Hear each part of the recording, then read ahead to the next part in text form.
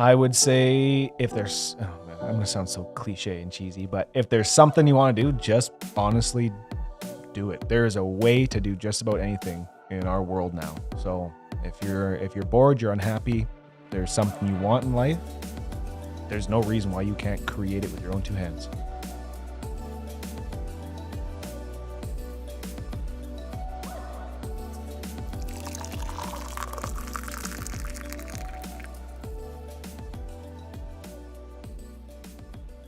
Hello and welcome to Season 2 of the Commerce, Coffee, and Community Podcast Entrepreneurs Edition. Today, I'm joined by Riley Banzer of Olympus Freerunning. How's it going today, Riley? Doing good, man. How are you? Good.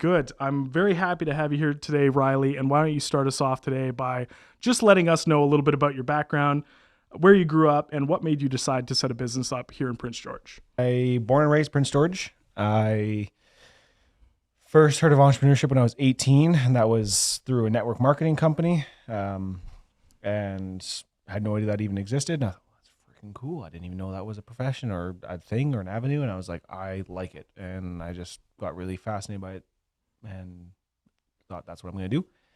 And then I ended up pausing on that and running to Vancouver for a year to do some acting after high school. Same thing. Didn't even know that was even a thing that anybody could do. I thought you had to be like born in Hollywood or an alien or something like that to like be in movies and stuff like that. But my mom's like, hey, you want to do that? And I was like, yeah, sure. Because I didn't do anything in high school besides the basics. There was nothing that interested me. None of the big fancy classes. It was just drama class and volleyball class and stuff like that and gym and stuff. And yeah. And then couldn't hack it as a starving artist. I sucked at waiting tables and working at a restaurant. Terrible. I was an all right bartender, but I could not remember tables, orders, and like what was in them, and it just caused me so much like stress. I was like, I think I got it right, but now I'm second guessing myself. So I was just terrible server. We've all been there. Yeah, bad time. And someone gave me crap once for. I was gonna ask, no swearing, right? No, that's okay. Yeah, you're good. Okay. Someone gave me crap once for their steak coming out bad, and I was like, that wasn't my department, but she did that cliche thing where they talk down to the server like this is how it should have come out. Like I was like, oh, lady, this isn't me.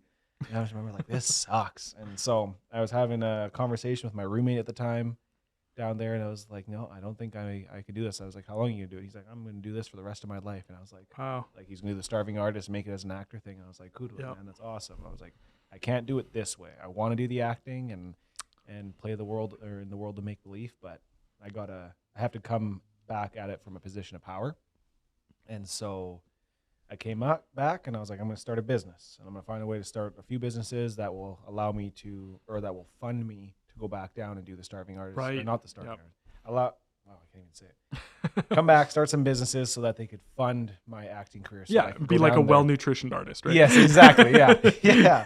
Come down from a position of power where I'm not like walking into the room and be like, oh my God, I need this or else I'm not eating this week. It's like, like I'm desperate. It's just like, I'm doing this because it's fun and because I enjoy it and whatnot, but I'm okay if I don't make it. And so I came back and I was like, I'm going to start a business in 6 months, and then I'll build it, and then I'll move back here in a year. Right. Yeah. And cue the montage of 5 years of nonsense and grinding and bullcrap and nothing good happening. And I tried and failed like 4 or 5 different businesses and attempts, and I was 20 when I moved back to Prince George, 20 or 21, and I think I struggled and bumbled away until I was about 23, and I was like, no one's going to listen to me when I'm some 20-year-old trying to start a business on lifestyle and freedom and health and whatnot. I need to do something more dramatic and physical. So I'm going to start a parkour gym because I like parkour. I was doing it when I was 16 just because I don't know, just kind of came out of nowhere and started seeing it on YouTube and thought this was really cool. And I was like, I'm going to open this gym. There was one in Vancouver that I went to a few times. And I was like, there's nothing like that up north. So, there's an opportunity. Want to be an entrepreneur, like the sport. Boom, easy peasy. I'm going to write a business plan in 1 month, submit it, get the funding, and build it in the other month. And no, yeah, it was business plan for a month, build for a month, and then open in the third month and be cruising. Easy peasy, right? Easy peasy. It was simple. It was a flawless plan. Like that's how it should have went. Right. And then that 3-month plan turned into essentially, three-ish years of just trying to get the funding, try and get everything, just trying to get it all off the ground, and it was not going well. I think Community Futures in town, I applied to them about 4 times. They didn't think the idea had any backing in town. They're like, that's probably not going to work. You should try and maybe like add something like CrossFit. And I'm like, we have 9 CrossFit gyms here. Like, I don't need competition. I don't need to open another CrossFit gym. But they didn't see the parkour thing. And so I was like, hey, well, now I got to figure out how to raise this money myself. Right. And pay off my debts from being the starving artist in Vancouver. So back to work I went, and 2017 rolled around, and I was looking at some buildings, and I found a building that was actually pretty good, but I couldn't get the funding at the time. And then back to work I go again. Yep. The next round of it, and I think I worked somewhere or between a few jobs for 2 years. I worked at this one job that was just awful, and I did that for a year, but it allowed me to pay off all my debts and save up some money so that I could apply again. But Community Futures again turned me down, and then that's when a thing called Futurepreneur came up. They brought an event to town, a little workshop or something like that. So young entrepreneurs in town went to Futurepreneur and did a little makeshift starting a business, kind of like games and stuff like that, and coordinate a little idea to get you going, and told you how and where to get the funding. And they are Vancouver based, I believe, but they partner with BDC. Okay. And you can apply for up to $45,000. I think it's gone up to like $55,000, and they fund young entrepreneurs 40 and under. 18 to 40 years old or 39 years old is their market.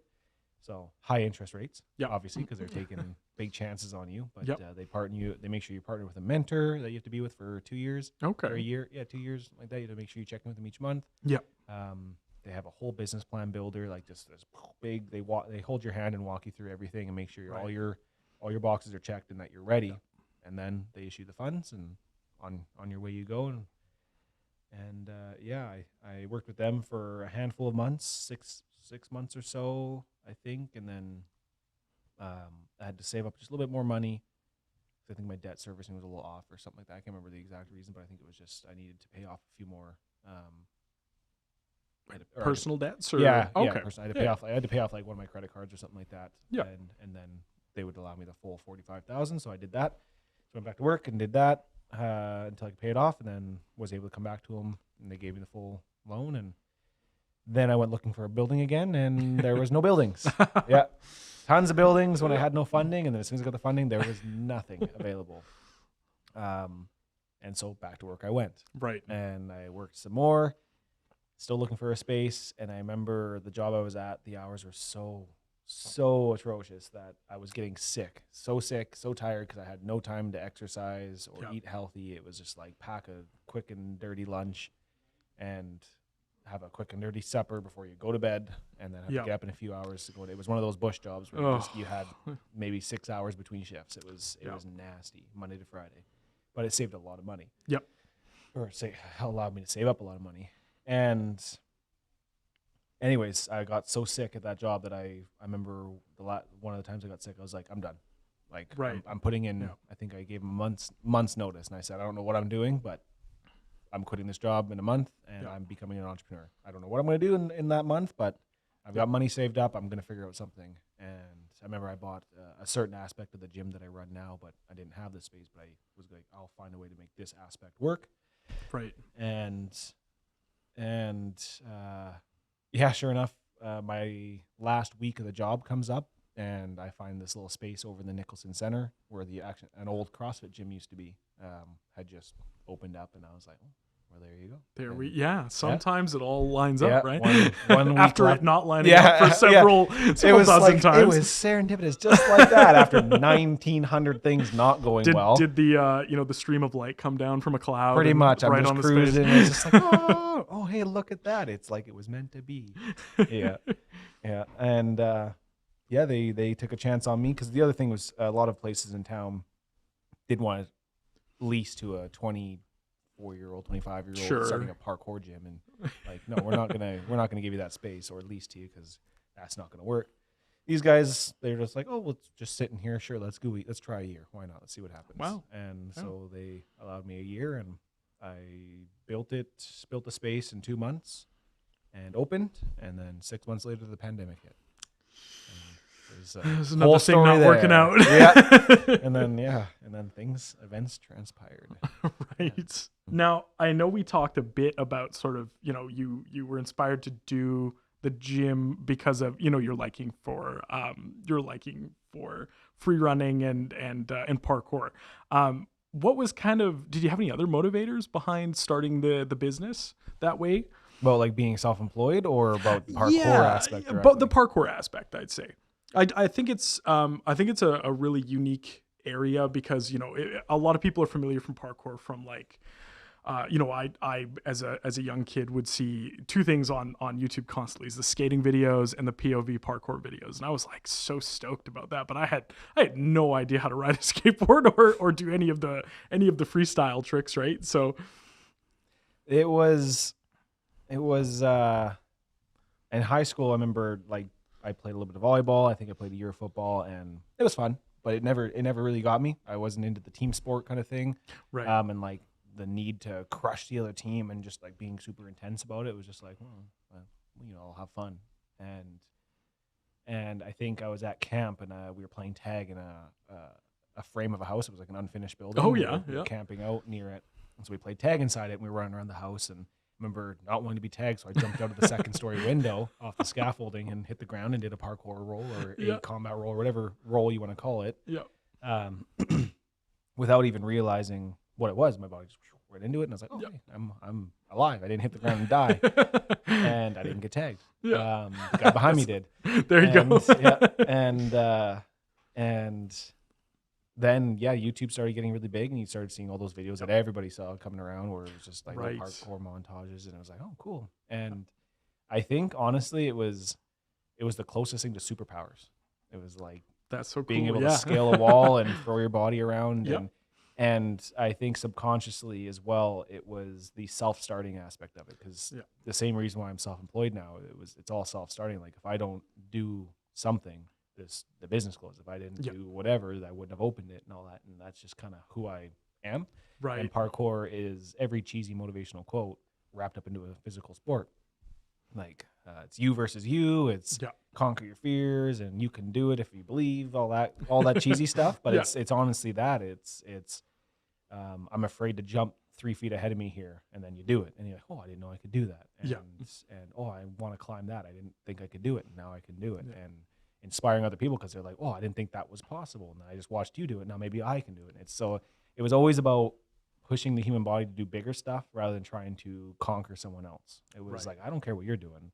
This is what I got to do, and what I'm going to do, and what I can do. Yeah. And so I think the parkour, like the sport itself, just pulled me towards it, because it was only about what the heck I'm going to do and what I can do. And so besides it being a big hole in town where there was nothing like it,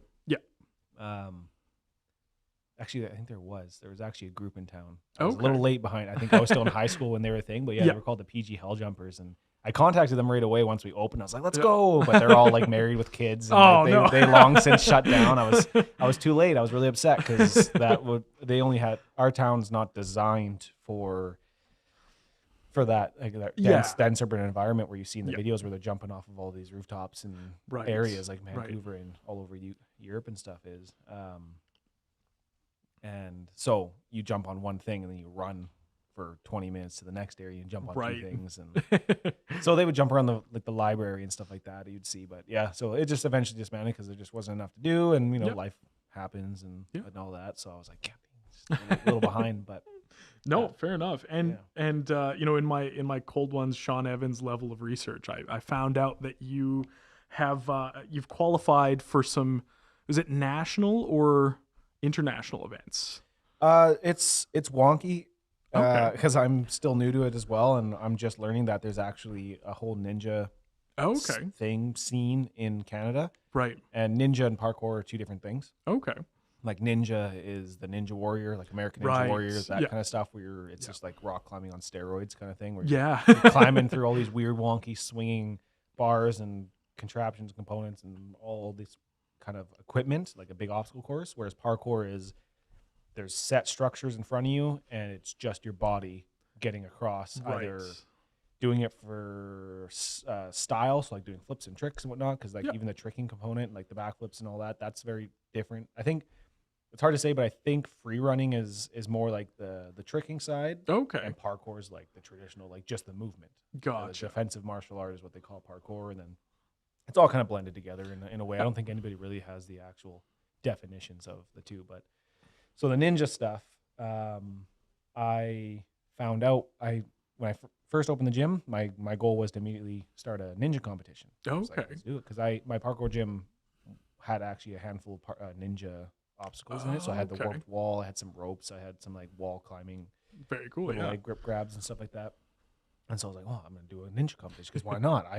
It was actually I started looking online. I was like, hey, where can I go to compete now that I've got a training ground and I'm ready to get into the sport? And so I Googled American Ninja Warrior and tried to get on it. And it turns out, shocker, you have to be American. Boo. Yeah, I know, right? And it's so weird, dude. They've got Ninja Warrior for just about every other place except for Canada. It's so strange. No. Yeah, it's very strange how they do that. Yeah, because they had like the USA versus the world ninja stuff. Oh, okay. It's like USA versus the world, but not Canada. Screw those guys. No. And so anyways, I was like, well, I'm going to start my own competition then. So I planned out the course. I bought some more equipment and designed this little ninja course, and then sent it out there. Be like, hey, everyone, come join. And got a handful of interest, but unsurprisingly, it was like everyone was like, well, I can't do that.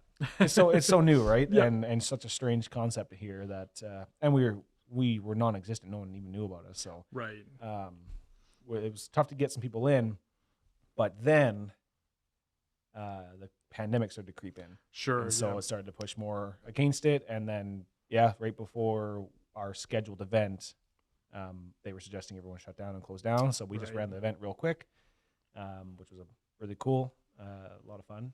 And we ran it real fast. And then the next day we shut down. Right. But during that, because I had posted on social media a ninja competition, the Canadian Ninja League that had recently just started as well, I think only like a year or so prior. Oh, wow. Maybe more. I don't know their full story, but they contacted me saying, hey, do you want to enter your gym to be a qualifying gym and like join our network of gyms? Yeah. So that if someone wants to run my competition, they qualify and they get their time and all that, and they can qualify across the leaderboards in the whole league and go from there. And I was like, oh, yeah, sweet, let's do it. I didn't do it for that first event because I didn't have all the rules and whatnot, and we just and also the pandemic. Yeah, everyone was like, oh, we'll close down for a week here, and then we'll hit it back up afterwards. And then 2 years later, here we are. And anyways, so that's how I heard about the Ninja League. But then COVID, so I didn't get to compete in it for 2 years. They tried on and off to get it going. It got all messy and open close as everything ended up doing. Yeah.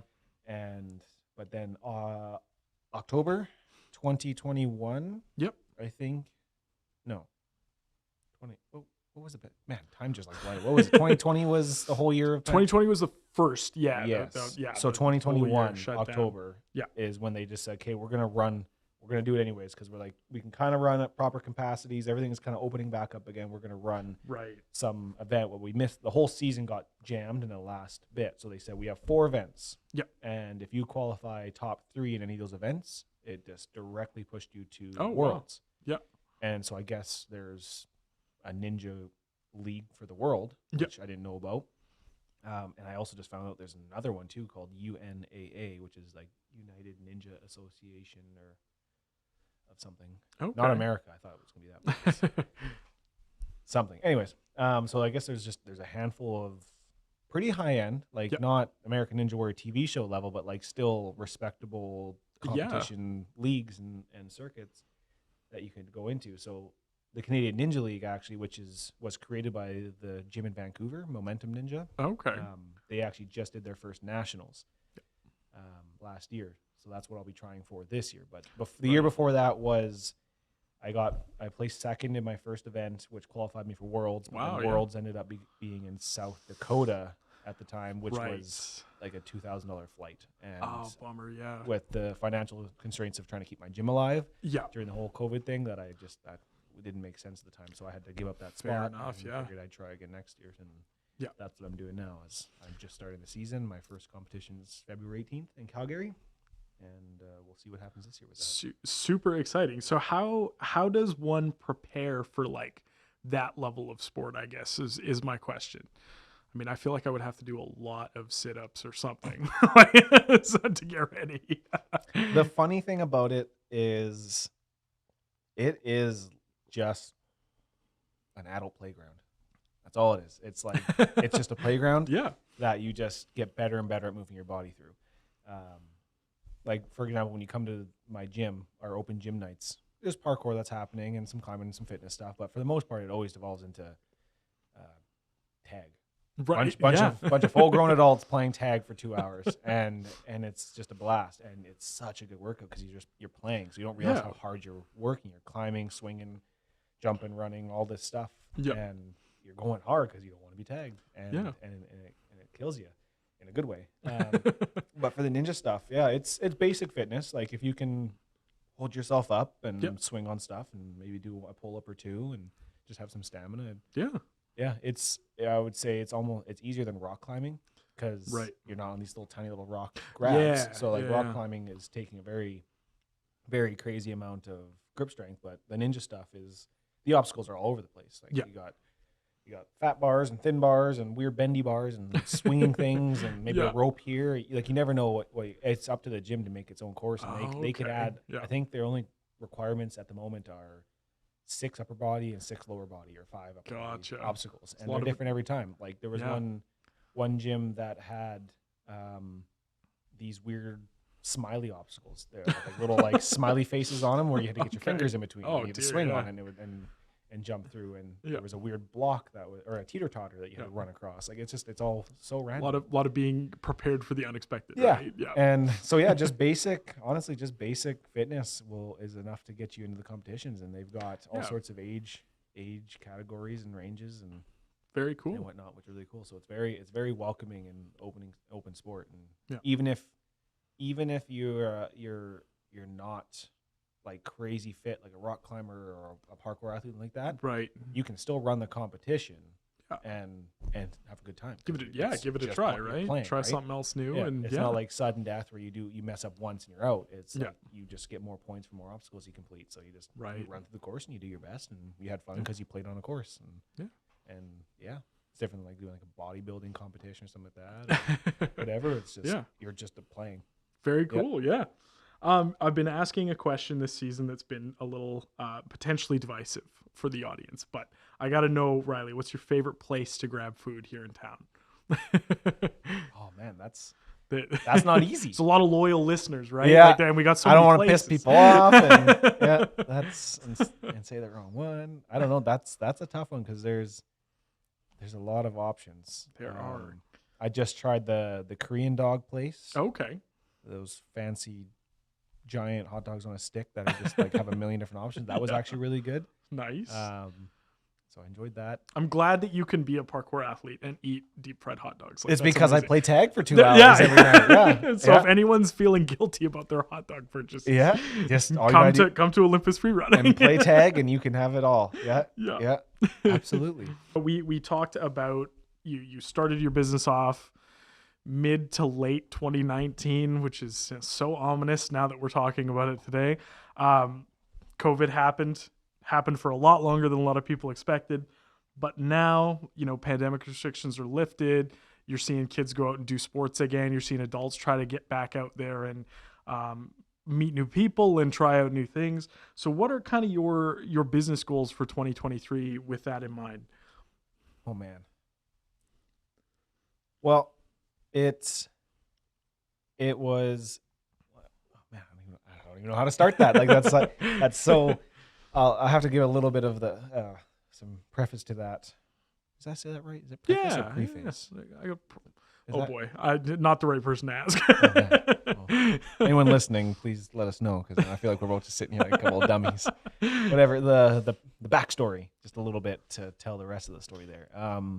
I've moved the gym 3 times in the 3 years that we've been Right. running because of the pandemic and because of just lack of business knowledge. Like, had I been a little more patient, I could have stayed in my very first spot, which would have saved me a ton of time, money, Sure. trouble, everything.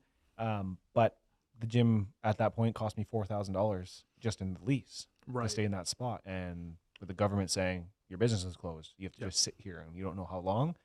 I made a panic decision to downsize because coincidentally a little tiny unit attached to mine, like right next door, became available. I'm like, okay, well, half the rent, I will tear down my whole gym that took me 2 months to build or whatever. I'll tear it all down. Yeah. I'll stuff it in this little tiny back corner one. Yeah. And I'll rebuild it and I'll ride that out. Because this unit, even the landlord, he said he wanted to do it for a year. I could have stayed longer probably because everything went kind of or was going well. Yeah. But it wasn't the ideal space. Like I needed most parkour gyms. They have like a nice 20-foot ceiling, like a lot of air Sure. space. Yeah. and Yeah. Just more room. Verticality. Yeah. Right? Yeah. Just a lot more space. And so I was like, well, I'll start here and then I'll grow into the bigger one. So when I moved to the small one, I was like, well, I'm gonna have to move anyways here soon. Once in like a few weeks when the pandemic's over. Yeah. I'll hop into a new space. So I'll ride it out in this little space and just kind of stay alive and save on the rent while I'm closed. And then the rent assistance came out. Yeah. And had I known that, even my landlord was like, oh, dang, we should have stayed in the big space because that just meant more money for them Sure enough. being paid by the Yeah. government, right? Yeah. Because it would have just covered more, whereas my smaller space was half the rent. So Yeah. it was lose-lose for both of us. And yeah, so that few month plan to stay out in this little space turned into 2 years, Yeah. unfortunately. And I had to ride out in this little shoebox of a space for 2 years. Yeah. And I survived, but it was at the point where it was starting to suffocate. The business was and myself, like, it's not what I made the gym for, was to be this little shoebox in a back alley. Like no, that, absolutely. that was heartbreaking and a struggle to stay motivated to want to do it when it was like, no matter what I tried, I was getting nowhere. Yeah. And the business also had to completely change its direction. Like I built it as a teen and adult facility. And because all the kids sports got shut down, or pretty much everything got shut down, but like the kids sports as well. Yeah. I was in some weird gray area where I wasn't like an organized sport. So I could stay open for kids. And so that actually gave me a huge boost in awareness for kids. Right. Yeah. And for parents looking for something for the kids to do. And so I actually got a big influx of children, 8 plus ages, to come to the space, but my space wasn't designed for that. So I had to completely pivot and also learn how to teach kids classes and learn how to teach mainly because my gym was more so open gym style. And I teach a few adults here, but it was more open gym, drop in kind of thing and just come have fun. Yeah. So I had to learn how to teach kids and also adjust the space to be safer for smaller little people. And so that was hard too, because I was like, well, this isn't the dream. This isn't what I made it for. Right? Yeah. So that there was another pivot there. And then it was a lot of mental kind of trying to keep the thing going, wanting to keep the thing going.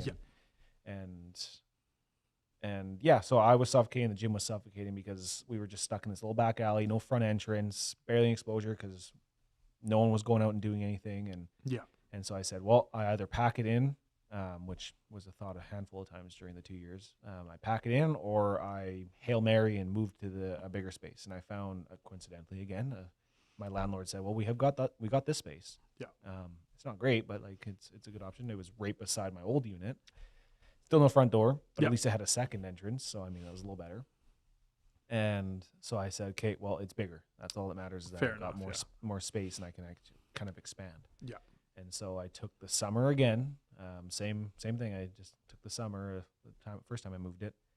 And 2 months to rebuild it in this new space.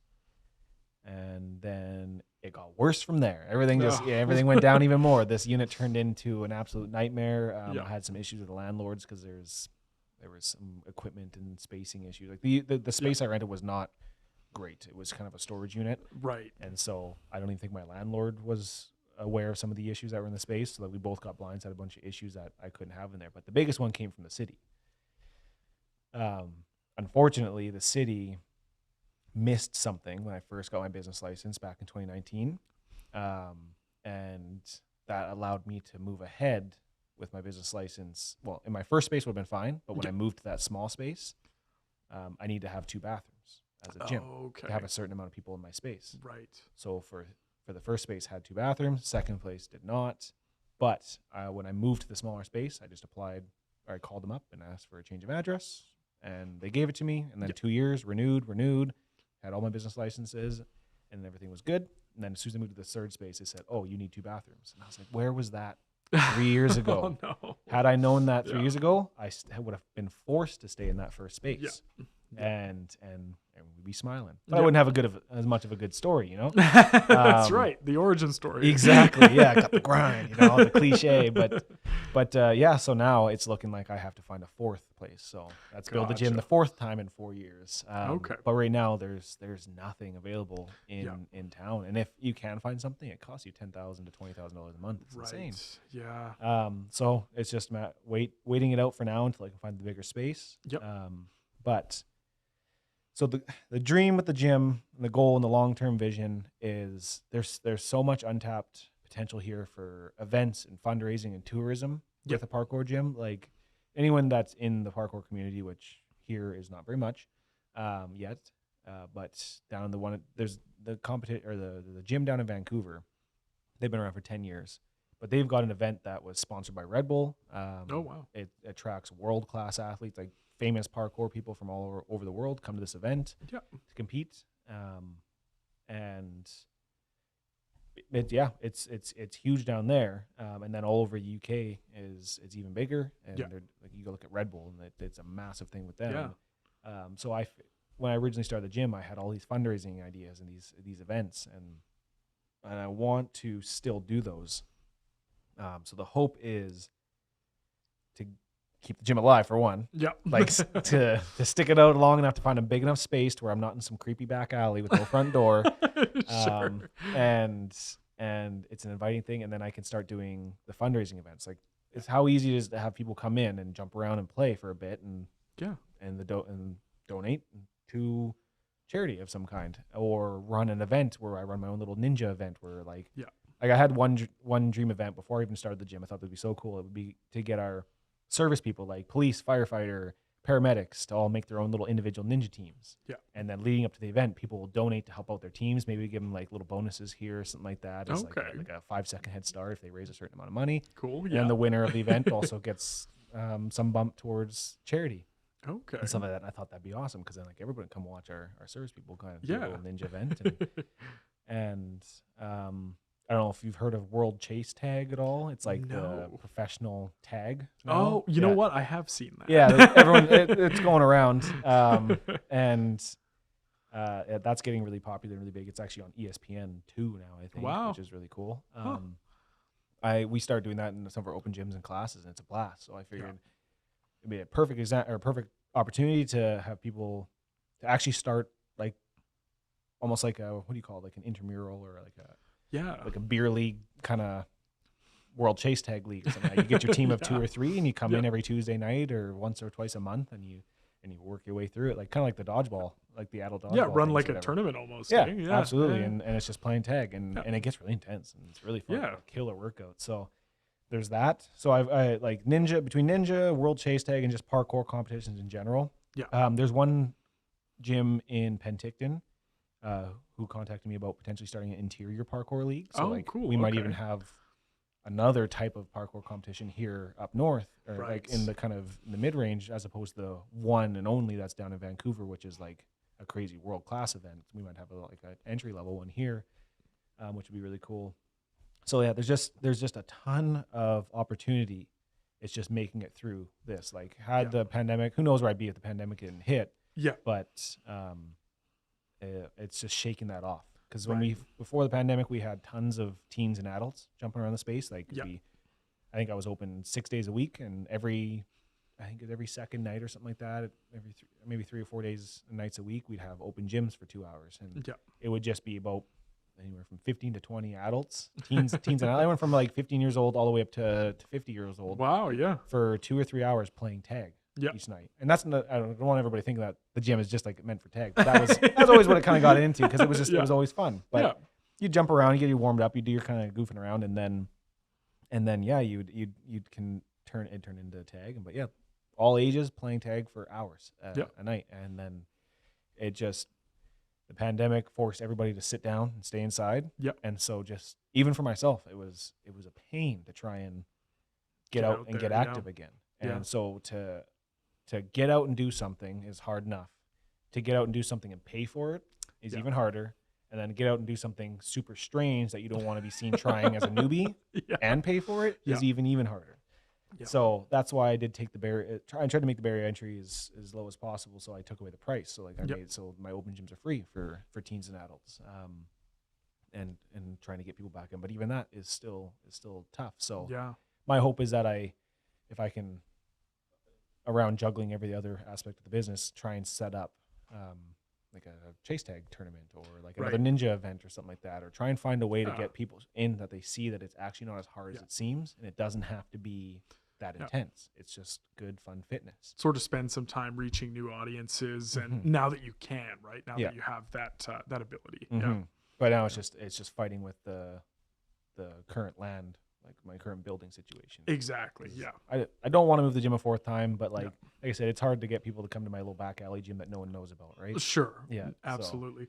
So it's a struggle there, but I don't know. I'm hopeful. We talked a bit about the barrier to entry to parkour and sort of like how it's very open and accessible to everybody. But I think a lot of adults who might be listening to this, they might be amped up. They might be like, oh, parkour sounds very interesting. But they might still have a bit of like reservations to come out and try it. So what advice would you give to someone who's sort of hesitant to try out a new sport like this, especially the adults who've been sort of stuck at home over COVID and might want to look for something a little more fun in terms of exercise? All right, I got a lot on that one. Okay. First, and I sound biased, but parkour or free running or like the ninja community is one of the best communities of physical activity you can get into, because it's never at any point, even though there's some competitions, it's still never about trying to beat the other team. So you show up and you do something, or you see someone else do something, you're like, whoa, that's really cool. I would love to try and do that. Whereas you come into like any sort of competitive something, even if it's after hours or you're goofing around, whatever, it's, hey, we're all buddies, but by the way, I have to beat you. And then there's always just that little bit of competition where like, and then people get frustrated if you lose and yada, yada. Whereas like a parkour thing, you come in and it's just like, let's see how far we can push the human body together. Yeah. Like, I'm going to do it this way. You try it this way. Oh, cool. I did it. And then it's like, what can we do next? And then it's always, we're building off each other. So like when we had our open gyms, one person would be doing something, and in like 3 minutes, the entire gym would be in a lineup, all trying the move one after each other. Right. And we'd all be trying something new together and pushing it and seeing what we could do. And then if someone did something really crazy, it was a spectacle. It was really cool to watch. It wasn't, oh man, that guy did so much better than me and he beat me. Like, what a jerk. Oh, I'm mad. I'm not doing this again. It was like, whoa, that was really cool to see. I'll never do that. But it was really cool to see. I'm going to keep it on this level. And then you just keep doing your level. And it's always just about you and you. Yeah. And yeah, so if you can come into it with the mindset that it's just good fun, and it's about pushing yourself and conquering some fears and stuff like that, you'll have a good time. And then you have to also make sure you take out the stereotype of, which I'm impressed you haven't said yet. Very good. The Office meme. Oh man. Don't even say it. Oh man, no. Don't say it. I'll leave. I will walk out now. Yeah.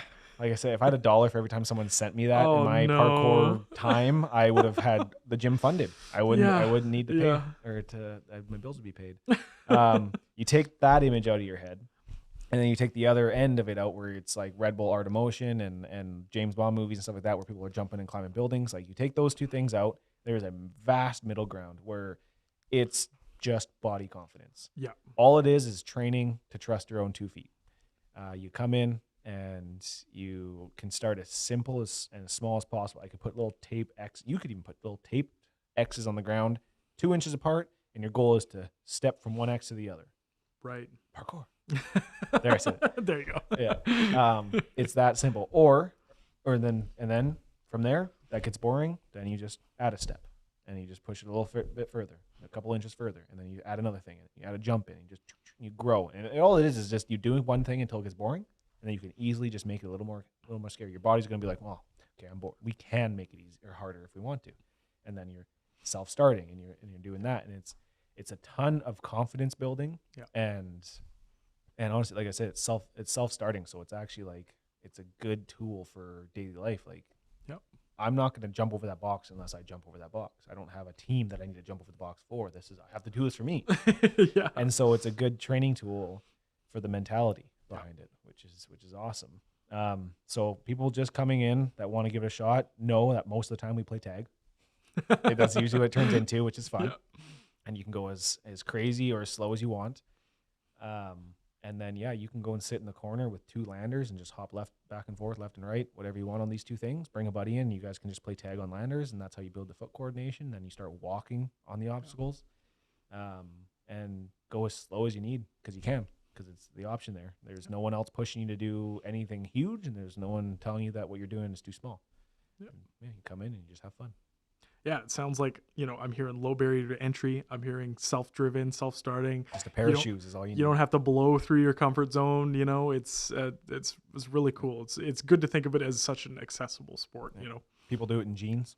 Like, you don't even need like fancy equipment. Like, it makes makes me me cringe. cringe. It makes me cringe. I hate jeans in general. But Thinking doing about- parkour in jeans, Splitting my jeans in front of people. I mean, it would, at the very least, it would protect your shins if you happen to like slip and you hit True. your shins. A little bit of thick jeans would be nicer than shorts, but yeah, you could. I wear sweatpants and a hoodie almost the whole time, and yeah, you don't need any fancy gym wear or anything. People show up in their jeans and their Vans and they rock it out, and yeah, very low barrier. thank you so much for coming on today, Riley. If you could let the show off here with just one last piece of advice for our audience today. Well, I would say if there's, oh man, I'm going to sound so cliche and cheesy, but if there's something you want to do, just honestly do it. There is a way to do just about anything in our world now. So if you're bored, you're unhappy, there's something you want in life, there's no reason why you can't create it with your own 2 hands.